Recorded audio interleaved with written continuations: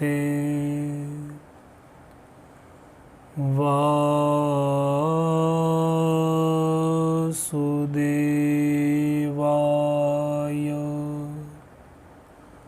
स्वस्ति श्री गणेशाय नमः। श्री सरस्वत्यै नमः।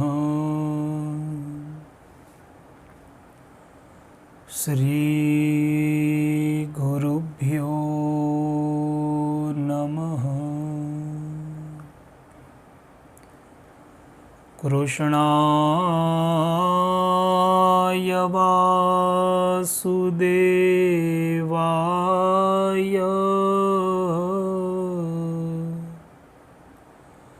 हरये परमात्मने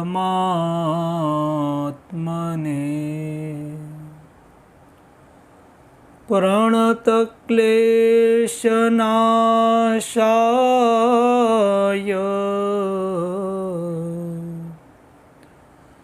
गोविन्दाय नमो नमः।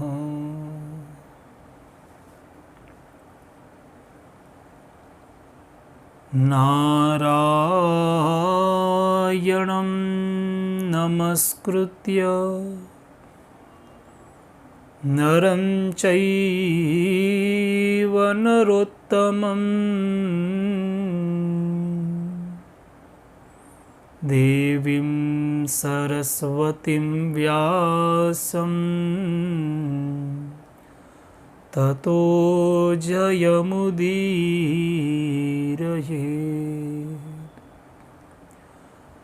अज्ञानतिमिरान्धस्य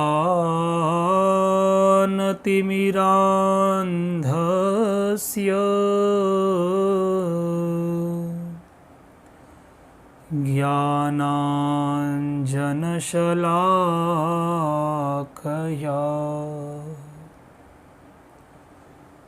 चक्षुरुन्मीलितं येन तस्मै श्री गुरवे नमः।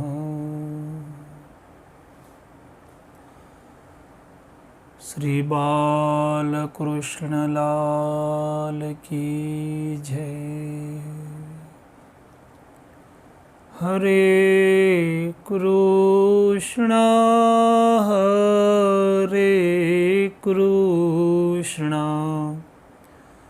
कृष्णा कृष्णा हरे हरे,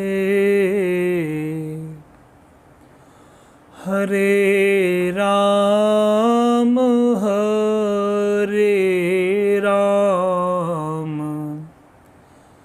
राम राम हरे हरे, हरे कृष्णा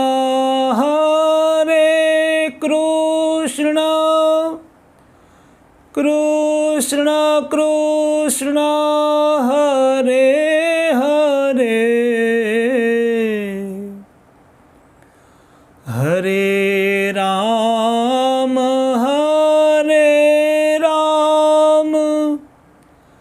राम राम हरे हरे, हरे कृष्णा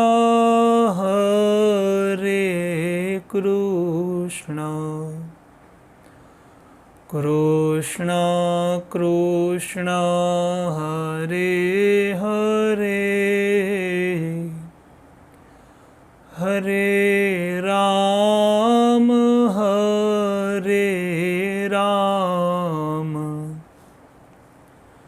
राम राम हरे हरे, हरे कृष्णा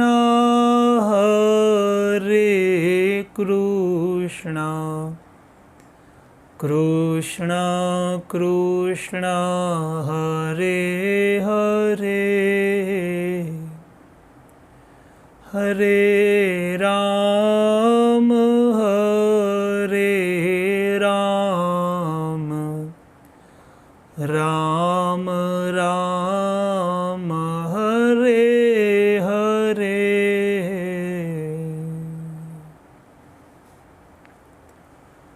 કૃષ્ણ કન્હૈયા લાલ કી જય. શ્રી દ્વારિકાધીશ કી જય. સદગુરુ ભગવાન કી જય. ઓ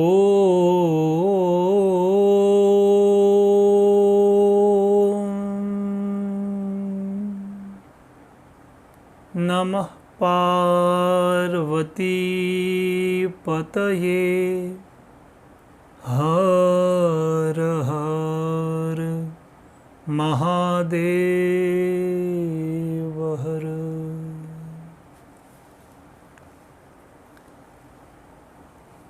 કૃષ્ણ તીરે કોકિલા કેલ કીરે કુંજા પુંજે દેવ પુષ્પાદિ કુંજે કંબુગ્રીવૌ ક્ષિપ્ત બાહુ ચલંતૌ રાધા કૃષ્ણૌ મંગલમ મે ભવેતામ. રાધા કૃષ્ણૌ મંગલમ મે ભવેતામ.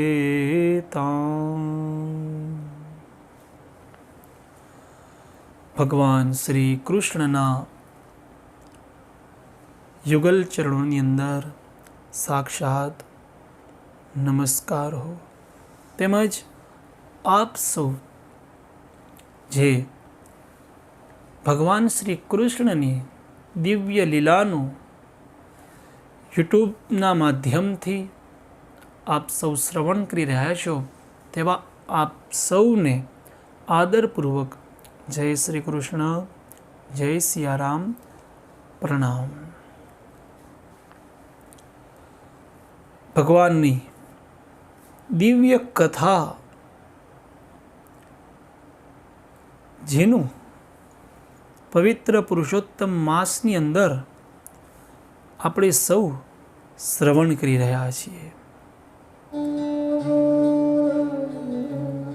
એવા ભગવાન શ્રી કૃષ્ણની લીલા, ભગવાન શ્રી કૃષ્ણનું માધુર્ય દિવ્ય છે. એની કથાથી આપણે જોઈએ છીએ કે ભગવાન કેવી લીલાઓ કરે છે. અને ભગવાન શ્રી કૃષ્ણ એ પૂર્ણ પુરુષોત્તમ આપણે જેને કહીએ છીએ, એ ભગવાનની લીલાનું આપણે શ્રવણ કરી રહ્યા છીએ. ત્યારે વૃંદાવન ખંડની અંદર ગર્ગાચાર્ય રાધા કૃષ્ણને વંદન કરે છે, એનું મંગલાચરણ કરે છે. એ મંગલાચરણ કરે છે ને રાધા કૃષ્ણને વંદન કરે છે. મંગલાચરણની અંદર આપણા જીવનની અંદર મંગલાચરણનું બહુ મહત્વ છે. મંગલમ આચરણમ કરોતિ ઇતિ મંગલાચરણ. આચરણ મંગલ હોવું જોઈએ.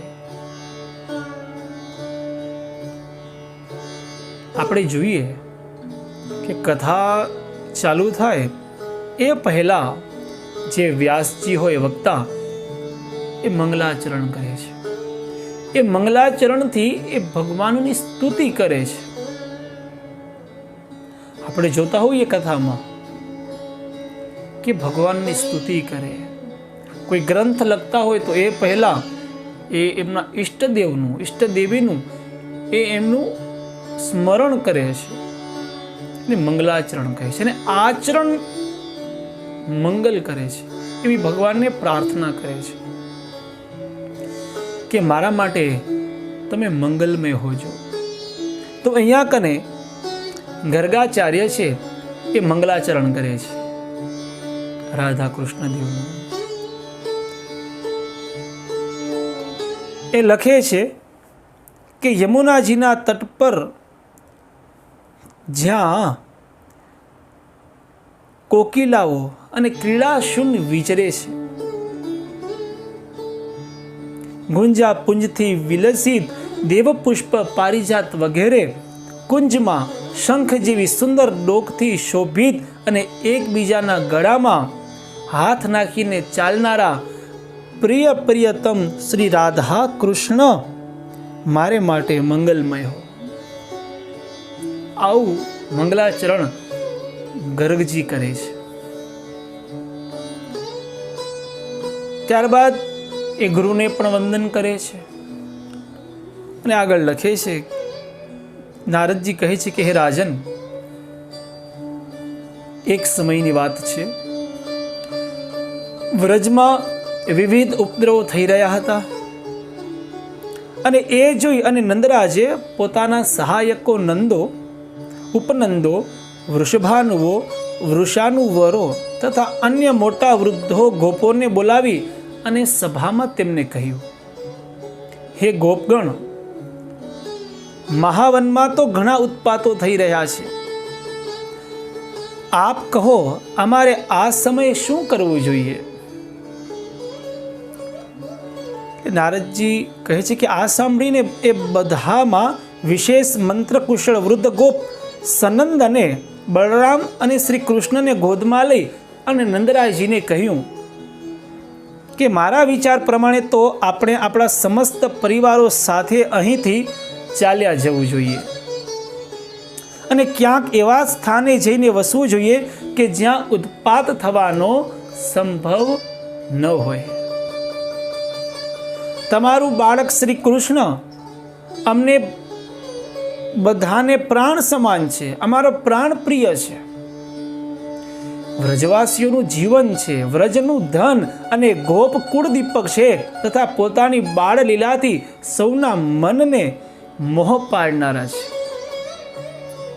કૃષ્ણ પ્રત્યે બધાને પ્રેમ છે,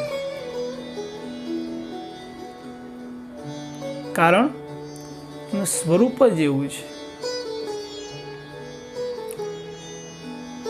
આનંદમય સ્વરૂપ છે.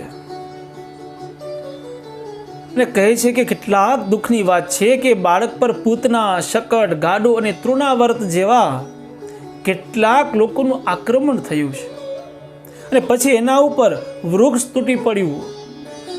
આ બધા સંકટોથી એ કોઈક રીતે બચી ગયો છે. તેથી મોટો ઉત્પાત બીજો કયો હોઈ શકે? તેથી આપણે બધા લોકો પોતાના બાળકો સાથે વૃંદાવનમાં ચાલ્યા જઈએ અને જ્યારે ઉત્પાત શાંત થાય ત્યારે પાછા અહીંયા આવી જશું. એટલે નંદજીએ પૂછ્યું કે હે બુદ્ધિમાનોમાં શ્રેષ્ઠ સનંદજી, આ વ્રજથી તે વૃંદાવન કેટલું દૂર છે? એ વન કેટલા કોષમાં વિસ્તરેલું છે? તેના લક્ષણો શું છે અને ત્યાં કયા કયા સુખો સુલભ છે એ બધું કહો. ત્યારે સુનંદ બોલ્યા, બરહિસ્થી ઈશાન ખૂણો, યદુપુરની દક્ષિણે અને શોણપુરથી પશ્ચિમની ભૂમિને માથુર મંડળ કહે છે. મથુરા મંડળની ભીતર 20.5 યોજનમાં ફેલાયેલા વિસ્તૃત ભૂભાગને મનીષી પુરુષોએ દિવ્ય મથુરા મંડળ યા તો વ્રજ બતાવ્યું છે. વ્રજ વૃંદાવનની વાત કરે છે. સનંદજી કહે છે કે એકવાર હું મથુરાપુરીમાં વસુદેવજીને ઘરે ગયેલો અને ત્યાં શ્રી ગર્ગાચાર્યજીના શ્રીમુખેથી મેં સાંભળ્યું હતું કે તીર્થરાજ પ્રયાગે પણ આ દિવ્ય મથુરા મંડળનું પૂજન કર્યું છે. વળી આમ તો મથુરા મંડળમાં ઘણા વનો છે, પરંતુ એ બધામાં શ્રેષ્ઠ વૃંદાવન નામનું વન છે કે જે પરિપૂર્ણતમ ભગવાનના મનને પણ હરણ કરનારું છે. એ લીલા ક્રીડા સ્થળ છે. શ્રેષ્ઠ વૃંદાવન નામનું વન છે. ને વૈકુંઠથી મોટું બીજું કોઈ લોક ન તો થયું છે અને ન તો ભવિષ્યમાં થશે. માત્ર એક વૃંદાવન જ એવું છે કે જે વૈકુંઠ જેવું જ પરાત પર છે, જ્યાં ગોવર્ધન નામનો પ્રસિદ્ધ ગિરિરાજ વિરાજમાન છે, જ્યાં કાલિંદીના કાંઠા પર મંગલધામ પુલિન છે, જ્યાં બરસાના પર્વત છે અને જ્યાં નંદીશ્વર ગિરી શોભા પામે છે. બરસાનાનું નામ બૃહત્સાનું છે અને ત્યાંથી એનું બરસાના કર્યું છે. જે 24 કોસ્તાના વિસ્તારમાં એ નંદીશ્વર ગિરી શોભા પામે છે તથા વિશાળ વનોથી આવૃત છે કે જે પશુઓને માટે હિતકારી, ગોપ ગોપીઓ અને ગાયોને માટે સેવન કરવા યોગ્ય અને લતા કુંજોથી આવૃત છે, કે જે પશુઓને માટે હિતકારી. એ મનોહર વનને વૃંદાવન નામે સ્મરણ કરવામાં આવે છે. અહીં વૃંદાવનની વાત કરે છે કે વૃંદાવન કેવું છે. આપ સૌ ગયા છો, આપણે ખ્યાલ છે, બહુ જ આનંદ આવે એ ભૂમિમાં, બહુ જ આનંદ આવે છે લીલા. વિચાર કરો કે ભગવાનની લીલામાં આટલો આનંદ છે. એ વૃંદાવનની વાત અહીંયા છે. એ વૃંદાવન આપણે, તમે ગયા હશો, આપણે સૌને ખ્યાલ હશે કે વૃંદાવનમાં આનંદ છે. હજી પણ આપણે એવું થાય કે કાનુડો અહીંયા ક્યાંક ક્રીડા કરે છે, અહીંયા ક્યાંક રાસ રમે છે. બહુ દિવ્ય ભૂમિ છે. નંદજીએ પૂછ્યું કે હે સનંદજી, તીર્થરાજ પ્રયાગે એનું ક્યારે પૂજન કર્યું હતું તે હું જાણવા ઈચ્છું છું. તે સાંભળવાને માટે આપ મારા મનમાં ઘણું કુતૂહલ, ઘણી ઉત્કંઠા પ્રગટ કરી છે. નંદજી કહે છે કે હે નંદરાજ, પૂર્વકાળમાં નૈમિત્તિક પ્રલયના અવસરે એક મહાન દૈત્ય પ્રગટ થયો, જે શંખાસુર નામે પ્રસિદ્ધ હતો. તે વેદદ્રોહી દૈત્યરાજ બધા દેવોને જીતી અને બ્રહ્મલોકમાં ગયા અને ત્યાં સૂતેલા બ્રહ્માજી પાસેથી વેદોની પોથી ચોરી લઈ અને સમુદ્રમાં ચાલ્યો ગયો. વેદો જવાથી દેવોનું બધું જ બળ ચાલ્યું ગયું. ત્યારે પૂર્ણ ભગવાન યજ્ઞેશ્વર શ્રી હરિએ મત્સ્ય રૂપ ધારણ કરીને નૈમિત્તિક પ્રલયના સાગરમાં એ શંખાસુરની સાથે યુદ્ધ કર્યું છે. મહાબલી દૈત્ય શંખે શ્રીહરિની ઉપર શૂળ ચલાવ્યું, પણ સાક્ષાત શ્રીહરિએ ચક્ર વડે એ શૂળના સેંકડો ટુકડા કરી નાખ્યા.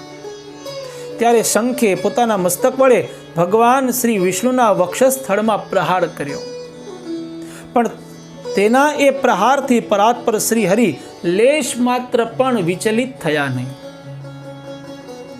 તે વખતે મત્સ્ય રૂપધારી શ્રી હરિએ હાથમાં ગદા લઈ અને મહાબલી શંખ રૂપધારી એ દૈત્યની પીઠ પર પ્રહાર કર્યો.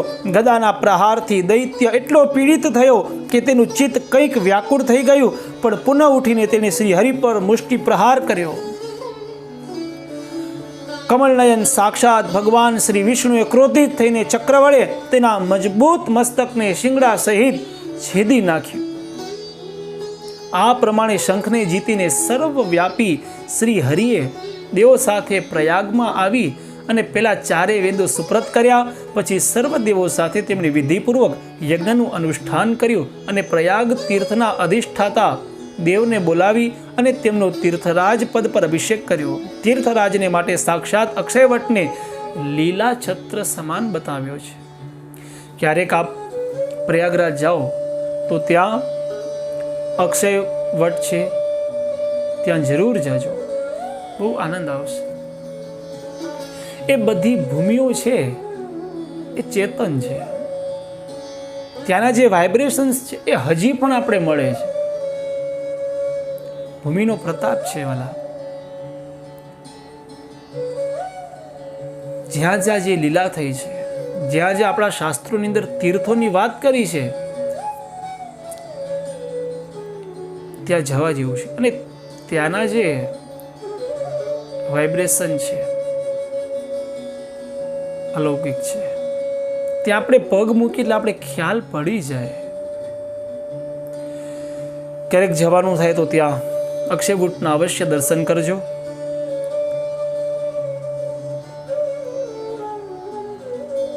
એટલે તીર્થરાજ માટે સાક્ષાત અક્ષય વટને લીલા છત્ર સમાન બનાવી દીધું. મુનિકન્યા ગંગા અને સૂર્ય સુતા યમુના પોતાના તરંગો રૂપી ચામરોથી તેની સેવા કરવા લાગ્યા. તે સમયે જંબુદ્વીપના બધા તીર્થો ભેટો લઈને બુદ્ધિમાન તીર્થરાજની પાસે આવ્યા અને તેમની પૂજા તથા વંદના કરીને પછી તે તીર્થો પોતપોતાના સ્થાને ચાલ્યા ગયા. હે નંદ, જ્યારે દેવોની સાથે શ્રી હરિ પણ ચાલ્યા ગયા ત્યારે કલહપ્રિય મુનિન્દ્ર નારદજી ત્યાં આવી પહોંચ્યા અને સિંહાસન પર દેદીપ્યમાન તીર્થરાજને કહ્યું, હે તપસ્વી તીર્થરાજ, નિશ્ચિત જ તું બધા તીર્થો દ્વારા વિશેષ રૂપે પૂજાયો છે. સર્વ મુખ્ય તીર્થોએ અહીં આવીને તને ભેટ અર્પણ કરી છે, પરંતુ વ્રજના વૃંદાવન આદિ તીર્થ અહીં તારી સમક્ષ આવ્યા નથી. તું તો તીર્થોનો રાજાધિરાજ છે. વ્રજના પ્રમાદી તીર્થોએ અહીં નહીં આવીને તારો તિરસ્કાર કર્યો છે. સનંદન કહે છે કે આમ કહીને સાક્ષાત દેવર્ષિ શિરોમણી નારદજી તો ત્યાંથી ચાલ્યા ગયા, પણ તીર્થરાજના મનમાં ઘણો ક્રોધ આવ્યો અને તે જ ક્ષણે શ્રી હરિના લોકમાં ગયા. શ્રી હરિને પ્રણામ અને તેની પરિક્રમા કરીને બધા તીર્થોથી ઘેરાયેલા તીર્થરાજ હાથમાં એ તીર્થરાજે હાથ જોડી અને ભગવાનની સામે ઊભા રહ્યા અને શ્રીનાથજીને કહ્યું કે હે દેવદેવ, હું આપની સેવામાં એટલા માટે આવ્યો છું કે આપે તો મને તીર્થરાજ બનાવ્યો અને સર્વ તીર્થોએ મને ભેટો આપી, કિંતુ મથુરા મંડળના તીર્થો મારી પાસે આવ્યા નથી. એ પ્રમાદી વ્રજ તીર્થોએ એમ કરીને મારો તિરસ્કાર કર્યો છે. તેથી એ વાત આપને કહેવા માટે હું આપના મંદિરમાં આવ્યો છું. ભગવાન કહે છે કે મેં તને ધરતીના તીર્થોના રાજા તીર્થરાજ અવશ્ય બનાવ્યો છે, પણ મારા ઘરનો પણ રાજા બનાવ્યો છે એવું તો નથી. તને મેં તીર્થોનો તીર્થરાજ બનાવ્યો છે, પણ મારા ઘરનો રાજા તો તને બનાવ્યો નથી. તો પછી તું તો મારા ગૃહો પર પણ અધિકાર જમાવવાની ઈચ્છા સાથે પ્રમત્ત પુરુષના જેવી વાત સી રીતે કરી રહ્યો છે?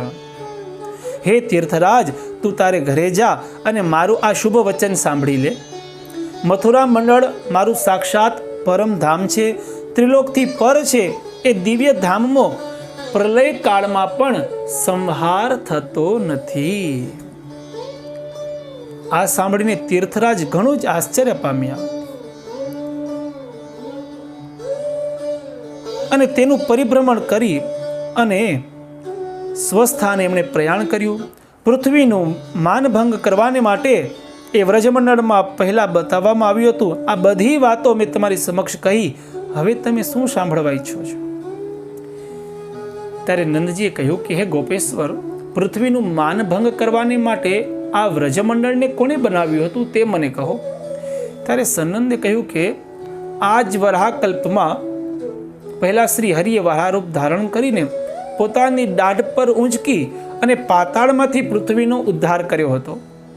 તે વખતે પ્રભુની ઘણી શોભા થઈ હતી. જળમાં જતી વખતે વરાહરૂપધારી ભગવાન રમાનાથ જનાર્દનની દાઢના અગ્રભાગ પર શોભતી પૃથ્વી બોલી, હે પ્રભુ, સમસ્ત જગત પાણીથી ભરેલું દેખાય છે, માટે કહો આપ કયા સ્થાન પર મારી સ્થાપના કરશો? એટલે ભગવાન વરાહ બોલ્યા, જ્યારે વૃક્ષો દેખાવા લાગ્યા અને જળમાં ઉદ્વેગનો ભાવ પ્રગટ થયો ત્યારે તે સ્થાન પર તારી સ્થાપના થશે. તો વૃક્ષોને જોતી ચાલ. ભગવાન કહે છે ધરાને. પૃથ્વી બોલી કે હે ભગવાન, સ્થાવર વસ્તુઓની રચના તો મારા ઉપર જ થઈ છે. શું કોઈ બીજી પણ ધરણી છે ખરી? ધારણામય ધરતી તો કેવળ હું જ છું. સનંદજી કહે છે કે આમ બોલતી પૃથ્વીએ પોતાની સમક્ષ જળમાં મનોહર વૃક્ષો જોયા.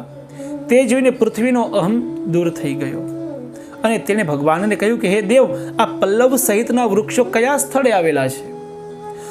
આ દ્રશ્ય મારા મનમાં મહત આશ્ચર્ય ઉપજાવે છે. હે યજ્ઞપતે, પ્રભો, આનું રહસ્ય કહો.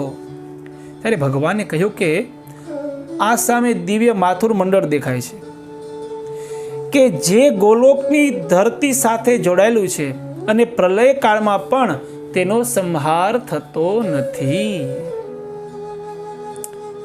આ સાંભળીને પૃથ્વીને ઘણું આશ્ચર્ય થયું. તે તો અભિમાન શૂન્ય થઈ ગઈ. તેથી હે મહાબાહુ નંદ, આ વ્રજમંડળ સમસ્ત લોકને અધિક મહત્વશાળી છે. વ્રજનું આ મહાત્મ્ય સાંભળીને મનુષ્ય જીવન મુક્ત થાય છે. તું માથુર વ્રજમંડળને તીર્થરાજ પ્રયાગથી પણ ઉત્કૃષ્ટ માન.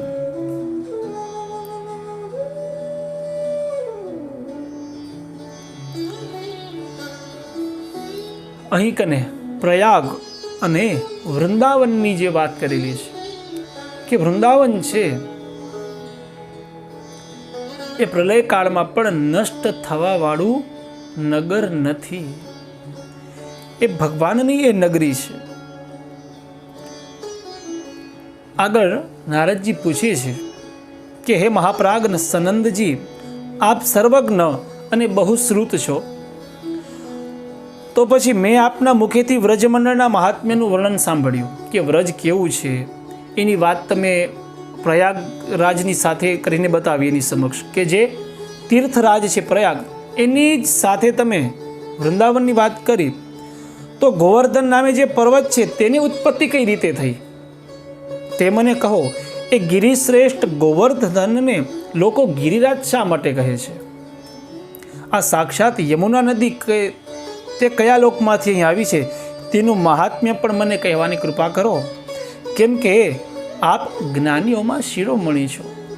ત્યારે સનંદજી બોલ્યા કે એક વખત હસ્તિનાપુરમાં મહારાજ પાંડુએ ધર્મધારીઓમાં શ્રેષ્ઠ શ્રી ભીષ્મજીને આવો જ પ્રશ્ન કર્યો હતો.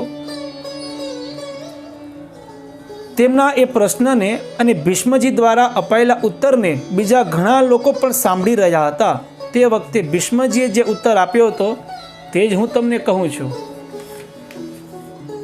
ત્યારે સાક્ષાત પરિપૂર્ણતમ ભગવાન શ્રી કૃષ્ણ, જે અસંખ્ય બ્રહ્માંડોના અધિપતિ, ગોલોકના નાથ અને સર્વ કંઈ કરવાને સમર્થ છે, જ્યારે પૃથ્વીનો ભાર ઉતારવાને માટે સ્વયં આ પૃથ્વી પર પધારવા લાગ્યા, ત્યારે એ જનાર્દન દેવ પોતાના પ્રાણવલ્લભ રાધાજીને કહ્યું કે હે પ્રિય, તું મારા વિયોગથી ભયભીત રહે છે, માટે ભીરુ તું પણ પૃથ્વી પર સાથે ચાલ. રાધાજી કહ્યું કે હે પ્રાણનાથ, જ્યાં વૃંદાવન નથી, જ્યાં આ યમુના નદી નથી અને જ્યાં ગોવર્ધન પર્વત નથી, ત્યાં મારા મનને સુખ મળશે નહીં.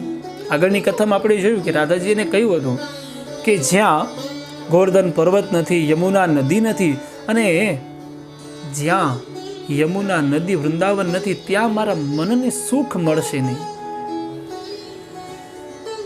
ત્યારે સનંદજી કહે છે કે નંદરાજ, શ્રી રાધાજીની આ વાત સાંભળીને સ્વયં શ્રી હરિએ પોતાના ધામથી 84 કોષ વિસ્તૃત ભૂમિ, ગોવર્ધન પર્વત અને યમુના નદીને પૃથ્વી પર મોકલ્યા. તે સમયે 84 કોષ વિસ્તારવાળી ગોલોકની સર્વ લોકવંદિતા ભૂમિ 24 વનો સહિત અહીં આવી. ગોવર્ધન પર્વત ભારત વર્ષની પશ્ચિમ દિશામાં શાલમલી દ્વીપની ભીતર દ્રોણાચલની પત્નીના ગર્ભ થકી જન્મ લીધો. એ અવસર પર દેવોએ ગોવર્ધન પર પુષ્પવૃષ્ટિ કરી. હિમાલય અને સુમેરુ આદિ સર્વ પર્વતોએ ત્યાં આવીને એમને પ્રણામ કર્યા અને પરિક્રમા કરી અને ગોવર્ધનનું વિધિપૂર્વક પૂજન કર્યું છે. પૂજન કર્યા પછી એ મહાન પર્વતોએ તેની સ્તુતિ પણ કરી છે.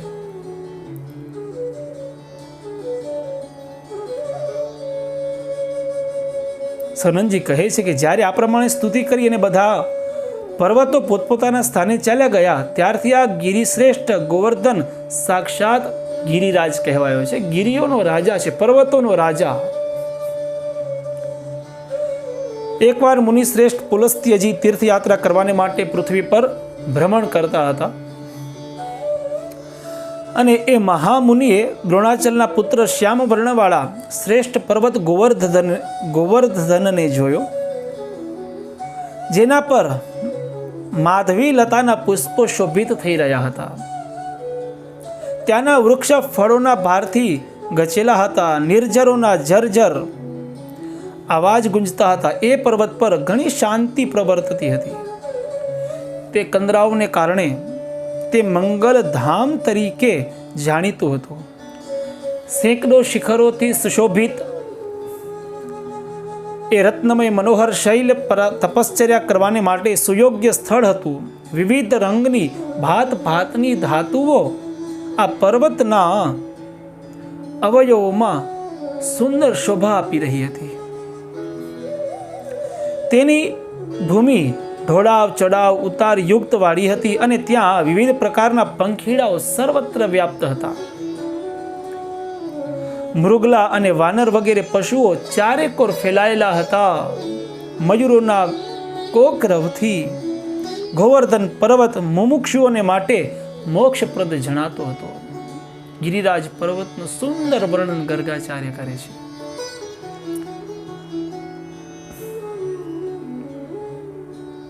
મુનિવર્ય પુલત્સ્યના મનમાં એ પ્રાપ્ત કરવાની ઈચ્છા થઈ. તેને માટે તેઓ દ્રોણાચલની સમીપે ગયા. દ્રોણાગીરીએ તેમનું પૂજન સ્વાગત સત્કાર કર્યા. ત્યાર પછી પુલસ્ત્યજીએ પર્વતને કહ્યું, હે દ્રોણ, તમે પર્વતોના સ્વામી છો. બધા દેવો તમારો આદર સત્કાર કરે છે. તમે દિવ્ય ઔષધિઓથી ભરપૂર છો અને મનુષ્યને સર્વદા જીવન આપનાર છો.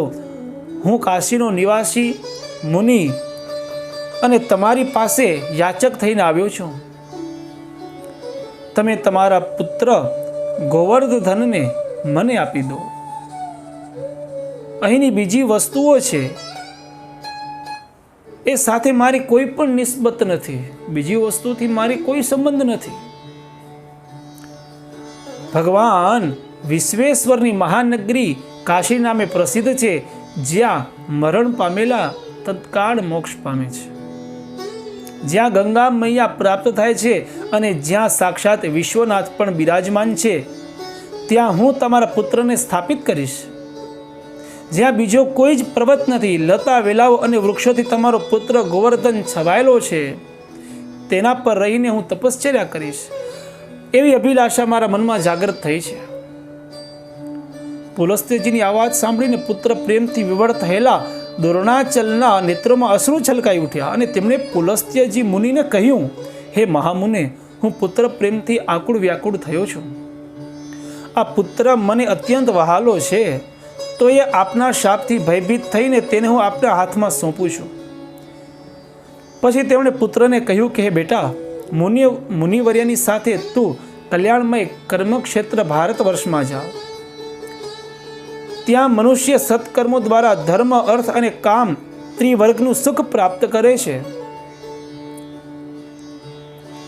નિષ્કામ કર્મ અને કર્મયોગ દ્વારા ક્ષણ માત્રમાં મોક્ષ પણ પ્રાપ્ત કરે છે. ત્યારે ગોવર્ધન પર્વતે કહ્યું કે હે મહામુને, મારું શરીર 8 યોજન લાંબુ છે, 2 યોજન ઊંચું અને 5 યોજન પહોળું છે. એવી દશામાં આપ મને કઈ રીતે લઈ જશો? અને પુલસ્ત્યજીએ કહ્યું કે તું મારા હાથ પર બેસીને સુખેથી ચાલ. જ્યાં સુધી કાશી આવી નહીં ત્યાં સુધી હું તને હાથ પર જ ઊંચકીને લઈ જઈશ. ગોવર્ધને કહ્યું કે હે મુને, મારી એક પ્રતિજ્ઞા છે. આપ જ્યાં જે ભૂમિ પર મને એકવાર મૂકશો તે ભૂમિ પરથી હું ઉત્થાન કરીશ નહીં.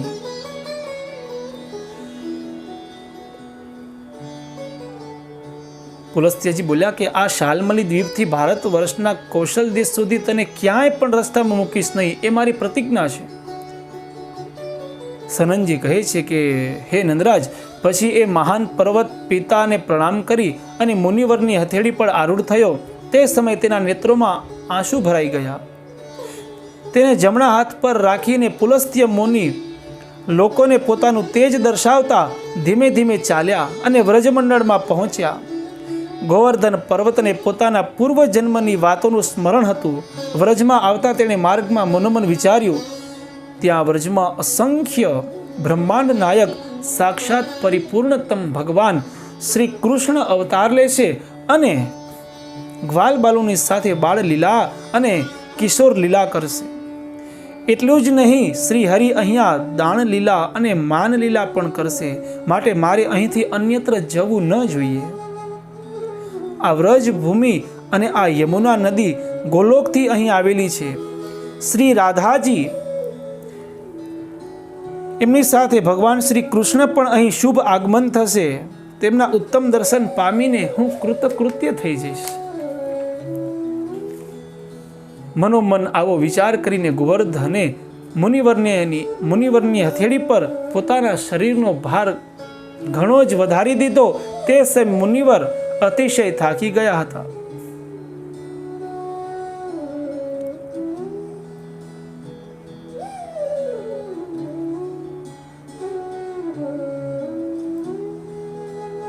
લઘુ શંકા કરવાને માટે તેઓ ચાલ્યા ગયા. શૌચક્રિયા કરીને જળમાં સ્નાન કરીને પછી મુનિવરે પુલસ્ત્યના ઉત્તમ પર્વત ગોવર્ધનને કહ્યું કે હવે ઉઠ.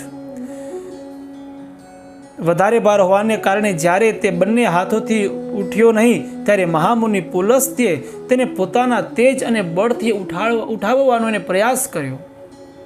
મુનિએ પ્રેમભરી વાણી દ્વારા દ્રોણાનંદન ગિરિરાજને ગ્રહણ કરવાને પૂરી શક્તિનો એને પ્રયાસ કર્યો, પરંતુ તે તો એક આંગળ સુધા ટસ કે મસ થયો નહીં હો.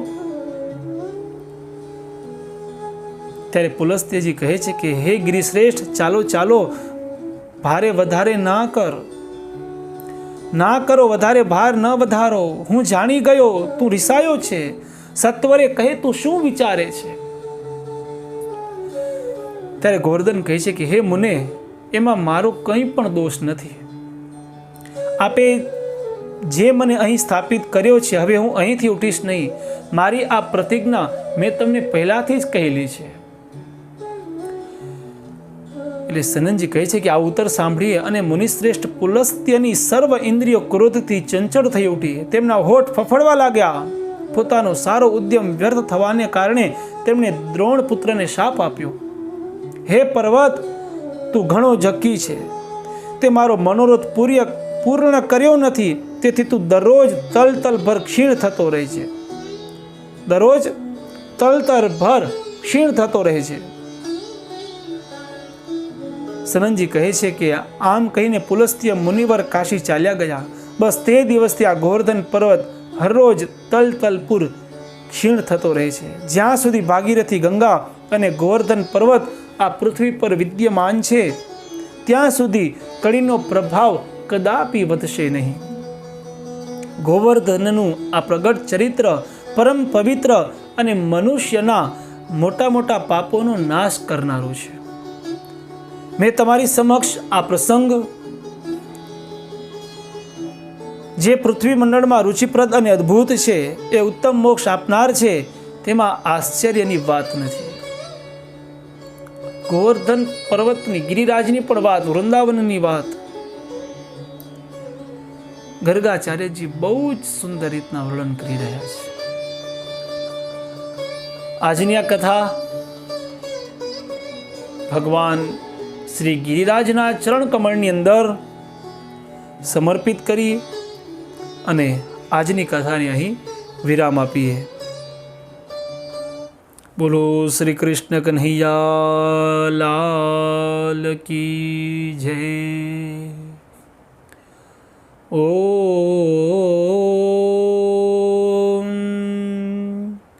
નમઃ પાર્વતી પતયે હર હર મહાદેવ.